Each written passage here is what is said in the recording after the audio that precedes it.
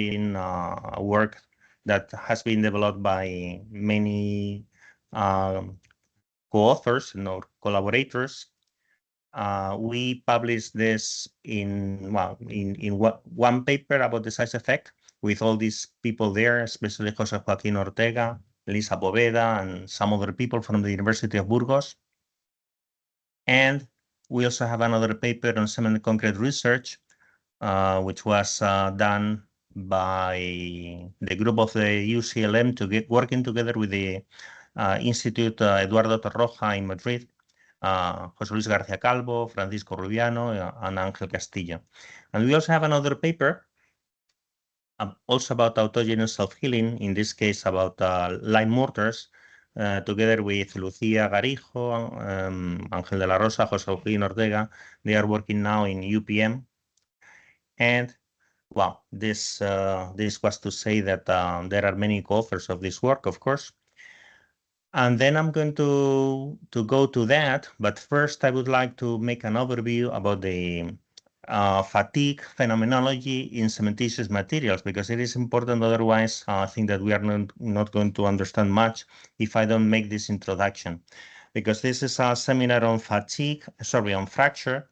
And we saw compression, we saw bending, we saw flexure, now tension, and now we go to to fatigue, and this is fatigue in compression. So we are going to see how this is handled in technology with strain versus number of cycles, or tension, stress versus number of cycles in concrete. We are going to see the influence of the experimental scatter, frequency, fiber content, load eccentricity, and size. And later on, we are going to see a little bit what is the autogenous self-healing due to fatigue that we studied. Our interest in fatigue comes especially from the study of this type of towers for wind turbines, with the interest of the company, Pacadar, because this type of fibers are working mostly in fatigue, and then we need that the material is standing sufficient number of cycles. Also, these towers are very tall, they are tilting, and the frequency is very low. The frequency of vibration is low, so the frequency is also an important factor there. We also studied, let's see, slabs for railway tracks. There you see, this was the thesis of Elisa Poveda. And then we were studying the bending failure, but you see that in here we have the cracks in tension, but the part which is on top of the slab is working in compression. So it is important to know what is the fatigue in compression. These cracks are not progressing more because we have a reinforcement.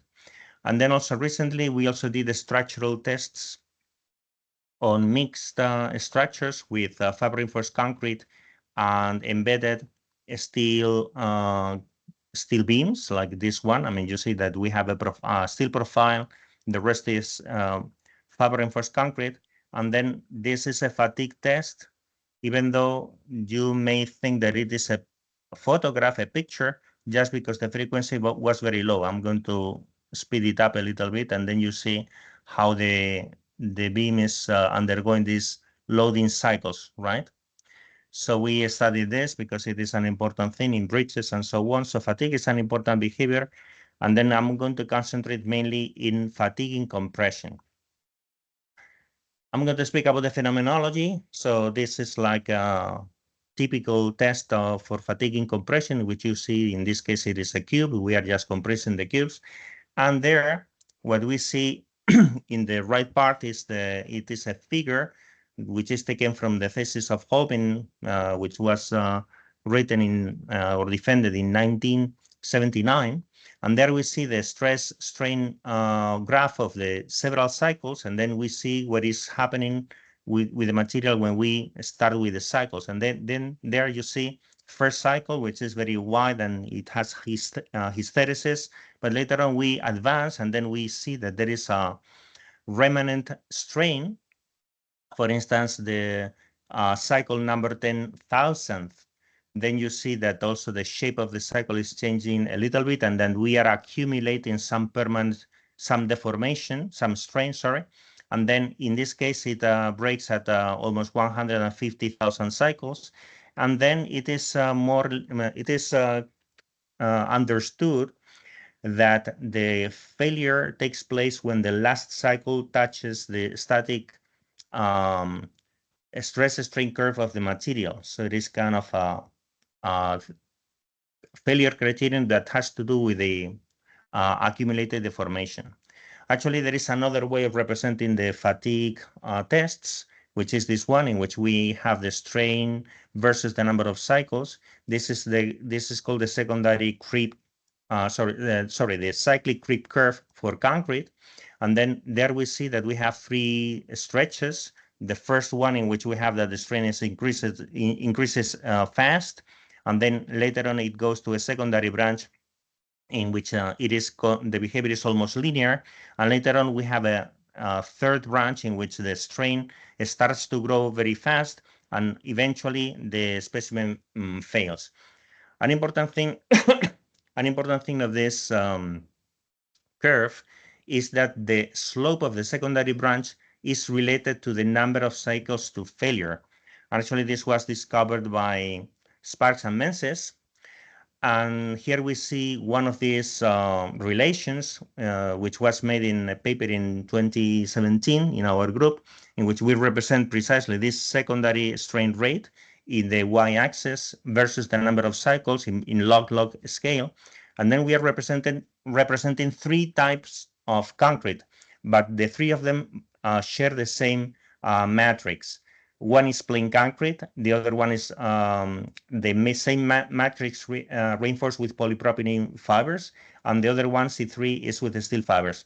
So you see that all the points are in the same line, in this log-log scale, regardless what is the type of reinforcement, and also regardless what is the frequency at which the tests were performed. Then you see that we are following this line so that it is kind of a constitutive law of the matrix that we are studying. We use that in order to propose like a critical, and strain-based failure curve. And then in this case, we are representing the strain versus the number of cycles. So these shaped curves are the curves that we saw before.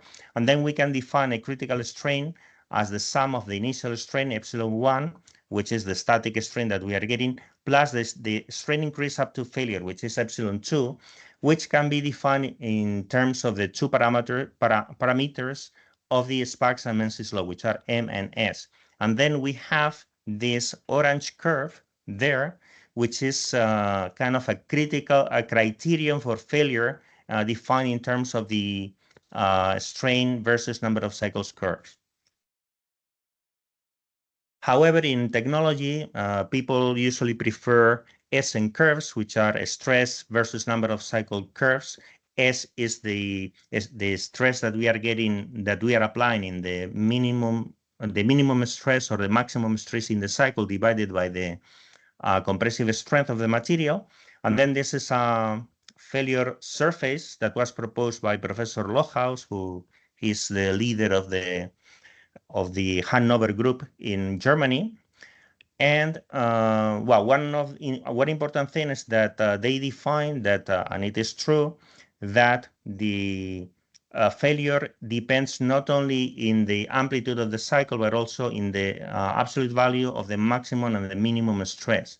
Then, as you see, this vertical axis is the maximum stress normalized by the compressive strength. This S minimum is the minimum stress in the cycle normalized by the compressive strength. And then the other axis is the logarithm of the number of cycles. And then we have this failure surface. This was implemented in the Model Code 2012, and this is the way we see that. And wow, I didn't see how it looks in the 2020 just released Model Code because I didn't have the opportunity. I didn't have the opportunity to get a a copy of the model. However, if we pay attention to this curve, we see that it is defined and up to a logarithm of the number of cycles, which is 20. And then for me, this is an important thing because it represents what is our understanding, our real understanding of what is happening in concrete fatigue.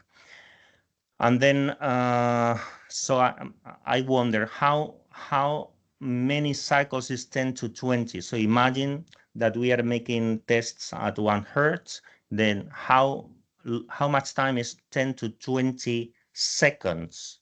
So this is 230 times the time from the Big Bang, which is 13.8 thousand millions of years. So it is almost impossible to get to this figure of 10 to 20 cycles. Then let's decrease that to 10 to 10 cycles. This is 316 years, 10 months and 17 days, which is a lot. Still, it is a lot of time, and it is almost impossible to make a test to this number of cycles. So let's go to 10 to 7.5 seconds, which is 1 year and 1 day. So this starts to be reasonable if we increase a lot of the speed of the testing of the material. So we can go to 10 hertz to 100 hertz, but maybe with a resonant machine. So in any case, the interesting thing is that this model, which is a complicated model, in practice is just straight lines. And then the valid part of this model is only these lines that I'm showing, which are at the left of the 7.5. Again, this is a criticism that has to do with the understanding that we have of what we are doing in fatigue. So what is the relevance of the parameters and what is it that we have to take into account? So now let's fix our attention in the experimental scatter and the effect of frequency. And then I'm showing some results that we obtained with these types of concrete that we were mentioning before. In this case, this is the plain concrete. And then we were using 4 frequencies for 1/4 and 1/16 hertz. And then I'm representing the frequency versus the number of cycles to failure. So if we fix our attention in the 4 hertz results, then we see that all these circles that are there, all of them are obtained with the same type of material, same shape of the specimen, which were cubes of 100 millimeter side. And then we see that there is a lot of scatter. There is one cube that resists a little bit more than 100 cycles, and then there is another one that goes to 100,000 cycles. And this is not a mistake. What happens is that the concrete behaves like that, and then there is a big scatter in this. And then we see there we see the distribution curves, and then we see that it covers 3 orders of magnitude. On the other hand, we also see in this figure that when we decrease the frequency, then it happens that the average of the number of cycles that we are resisting is lower, which means that concrete is very sensitive to frequency unless we do something. So this something, maybe reinforcing that with fibers. So if we reinforce this with polypropylene fibers, then we are getting these new results. Here we see that still we have a scatter, and still we have the dependency on the frequency. And then if we use steel fibers, then it happens that the scatter is smaller. So it only covers 2 orders of magnitude, which is still a lot, but it is not as big as before. And another thing is that the average number of cycles is almost constant, which is a good piece of news for the people who are working in this type of structural elements, because it means that with fibers we can reduce the dependency on the frequency. The results are also sensitive to the amount of reinforcement. So in this case, I am plotting the results with 5 types of concrete. Again, they are sharing the same matrix, but we are putting several amounts of fibers. There, for instance, age 30 it is a concrete that has 30 kilograms per cubic meter of steel fibers, and 45 is 45, 60, so on. And then I'm representing the amount of fibers in volume, which is this phi over there. And then in the y-axis, we have the average of the logarithm of n. And then we see that when we increase the fiber ratio in the concrete, in the matrix, and the matrix is the same, then we are having that the results. So the number of cycles, the resisted number of cycles is higher, and it grows a little bit from 2.2 to almost 3, 2.9 logarithm of n. And then an interesting thing is that in this particular case, the maximum is age 45, but later on, if we increase the reinforcement, if we put more fibers in the matrix, then we have that the number of cycles decreases. And the reason is that the fibers, of course, it is the same matrix, and then the fibers at some point are distorting a little bit the matrix. And then what happens is that we don't have space enough for adjusting the aggregates correctly, so the matrix is getting distorted. So we can improve the matrix so that we can accommodate all these fibers inside the matrix, and maybe we can go on growing, or we can get better results in fatigue. By the way, if we represent these results in the Sparks and Menzies law, we again see that all the results are fall around a line in this plot, which is the logarithm of n versus the logarithm of the secondary strain ratio. And then, well, this is an important result, because again, we see that this is kind of a constitutive law, and that the behavior of the concrete depends on the matrix, even though it may have some reinforcement. We also wanted to check what is the effect of the loading eccentricity. And then for that, we actually, it was before mentioned by Ángel de la Rosa in his presentation. And then this is one of the pictures that shows this device, this hinge, in which we are just aligning the load very well. And then we perform tests with this hinge and without this hinge. These are the results. And then in this case, we see the logarithm of the number of cycles versus the probability of failure. So the solid triangles are tests, all of them exactly the same, exactly the same type of tests, but in this case performed without a hinge. Whereas the dashed triangles, the triangles which are white, show all the results for triangles that cubes that have been tested with the hinge. And then we see, on the one hand, that the scatter is reduced because all the results are in a narrower band. And another thing is that the average life of the number of cycles increases, just because we are not putting any eccentricity, or almost no eccentricity to the results. So this is an important thing, because most of the results that are in the literature have been performed without taking care or without measuring what is the eccentricity that we are putting in the tests. And then, let's say, in many of the cases, we can have results that are, well, that we are getting less number of cycles than the material can really stand. And another thing is that the scatter is bigger than what it is in reality. So regarding the size effect, we also wanted to know what is the size effect in this type of, in fatigue. And then this was explained by, by Jacinto before, that we should expect like a curve of size effect of this type. So when we have that the size increases, we go to a limit, which is given, which is a property of the material. And then if the size is very small, we go to plasticity. So this is what we would expect for plain concrete. And then this is what we should expect for steel fiber reinforced concrete. Of course, the shape of the curve may vary in this case because we are in compression, but well, it is something like that what we expect. So in this case, we made cubes of different sizes. We also made hinges of different sizes, and then we performed with all of them fatigue tests, going from 20% of the compressive strength to 85% of the compressive strength. And then we were working at the low frequency, which is 0.25 hertz. And these are the, we characterize also what we call the initial distribution, which is just the distribution of the static strength.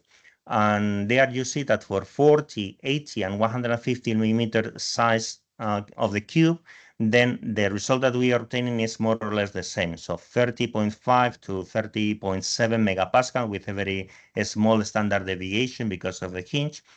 And this means that in the static case, in this case, we were not obtaining any size effect. However, when we go to the fatigue results, then we see that the big and intermediate cubes, which are represented by the rectangles, the blue rectangles, and also these orange points. Then if we represent this in a logarithm of m versus cumulative probability curve, they fall more or less in the same curve. So more or less they are giving exactly the same results. However, the small cubes, you see there that they are behaving in a very differently. In particular, they are resisting a way more number of cycles, and many of them are run out, so they are surviving the test. There is only one which was almost reaching 10 to 6 cycles, which broke, but most of them were survivors. And then we tested the survivors, and then we found something which was reported in the literature before, which is that the average compressive strength reached 43.4, that compared with the 30.6 megapascals that we were obtaining, represents a 32% increase in the compressive strength, which is really amazing because the fatigue represents damage. So we are introducing damage into the cubes. And then later on, we find that after the damage that we are pouring into the cubes, we are getting like the material is stronger. So how can this be? I mean, damage, we are introducing damage and the material is stronger. Something is happening. And then we think that what happens is that because of the cycles, we are getting that the water is being kind of pushed and it goes through the cracks, and maybe it is hydrating some of the particles that are not hydrated yet. And then for that, we did a porosimetry in order to get this.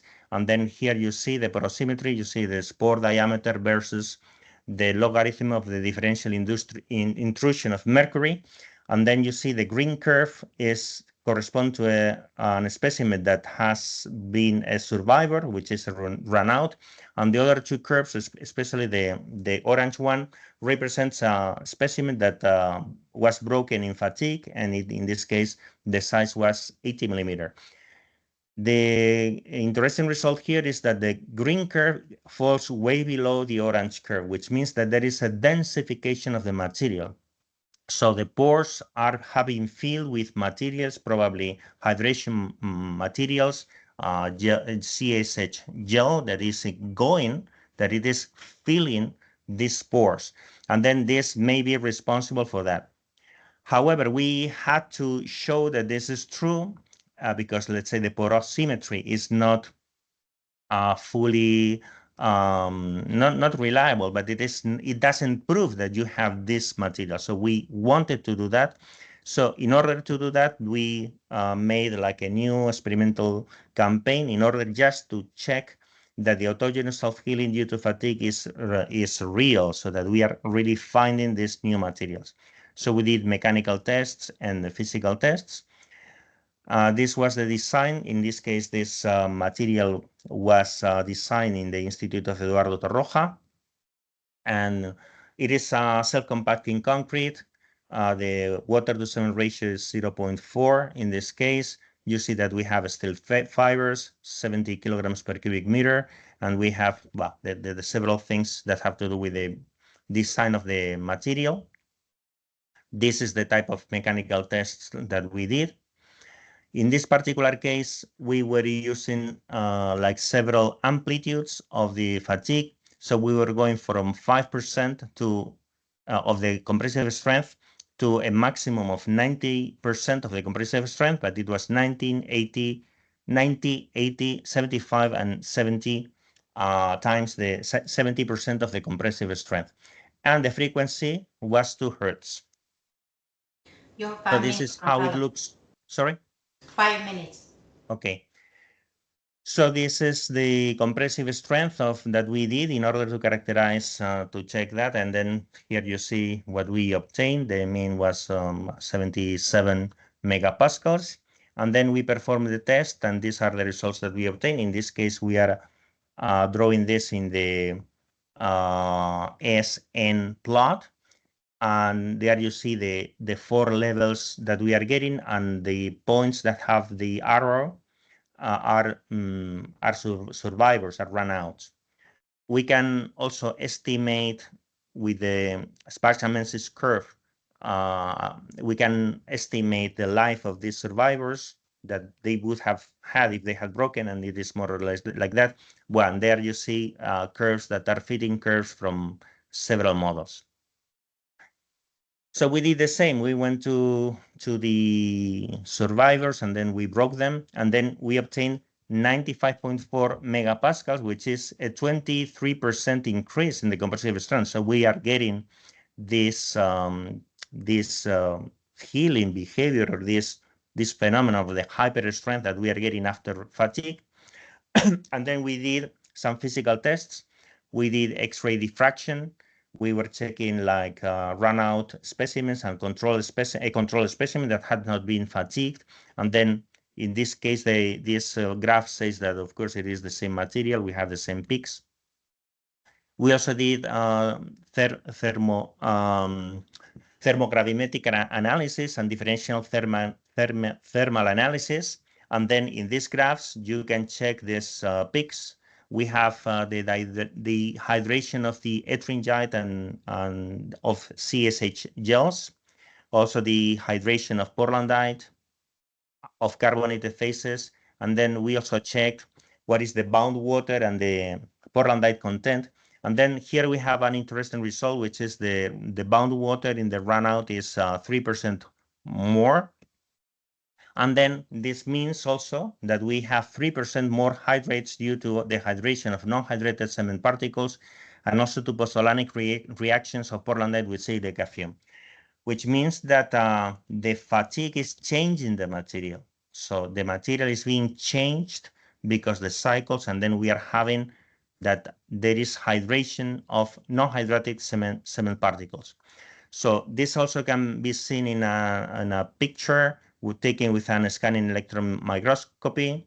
And then there in these red circles, you can see how we have the formation of new gel CSH, which is kind of bridging the cracks. It is growing in the cracks, and it is filling cracks and pores. It also can be seen with diffraction, X-ray diffraction analysis, that we have a high peak of silicium related to calcium, which means that we have more CSH gel from these pozzolanic reactions. And in this particular case, we also see a high peak of aluminum, which means that we also have these cache gels. We did also the porosimetry analysis, and then we see again that in this case, the runout control is the red one, the control one, the runout is the red one, the control is the blue one. So again, we have a densification in this, so the peaks are lower, so meaning that the material is more compact because the pores are being filled.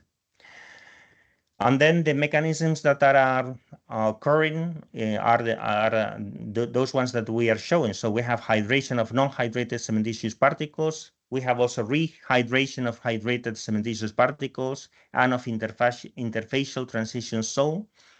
And this also occurs because we have crack width control due to the steel fiber breaching, and also because we have water in the pores, because otherwise we cannot make any hydration. And then this can be seen in this kind of movie, how the water goes from the pores through the cracks to the interfaces. It also may reach the so the unhydrated or partially hydrated particles, so that these new gels are being created. And then we see that the damage which is being created is also it is also making it possible that the water goes to these particles that have been unhydrated or partially hydrated, and then we are having the formation of new CSH gels, which refill the pores and make that the matrix is stronger. This, from a technical standpoint, may mean that if we have this criterion that we see before, so this is the original curve, and because of this phenomenon that we are calling autogenous self-healing due to fatigue, we may have that the curve is changing to this. And even it can change to this dash curve, which is not cutting the other curve, meaning that this is going to be a survivor and maybe even can survive because it is being healed, and then it is resisting a way higher number of cycles. So the point is that in this case, fatigue, which is creating damage, on the other hand, it is making it possible. So damage is a negative effect, but we also have a healing. So there has to be a balance between this damage that we are creating and this healing that we are making possible, so that the material even gets stronger. And this is a very interesting thing, because if we are able to harness this self-healing phenomenon, we can it can be very beneficial. So these are the conclusions, which is what I said already. So the autogenous self-healing due to fatigue generates longer endurance, even survivability. We have that the run-out strength is considerably higher than that of intact specimens. It is a self-enhancing rather than self-healing, but we call it self-healing because, well, self-healing is a hot topic, but it is not only healing, it is enhancing the material. We found new hydrate spaces, CSH gel and portlandite in runouts. And then these cracking processes stall due to self-healing and produce